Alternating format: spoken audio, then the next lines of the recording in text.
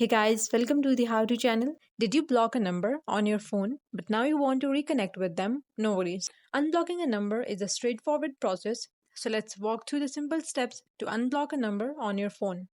So open the Contacts app on your phone. You can also use the phone app as contacts are often integrated into it. And once you're in the app, navigate to the settings. In my case, I have this setting icon in the top right corner. In the settings, you will find this option of blocked. Click on it. And in this section, click on blacklist. And here, you will find all the blocked contacts. So scroll through the list of blocked contacts to find the contact you want to unblock. In front of the contact number, you can see this icon of pin. Click on it and this confirmation dialog will pop up asking if you want to remove this number from your block list. So if you remove this, then you will receive SMS and calls. So tap on remove to confirm it. By following these simple steps, you can easily unblock a contact on your Android phone. That's all for today's video. Thanks for watching and please don't forget to subscribe the How To channel.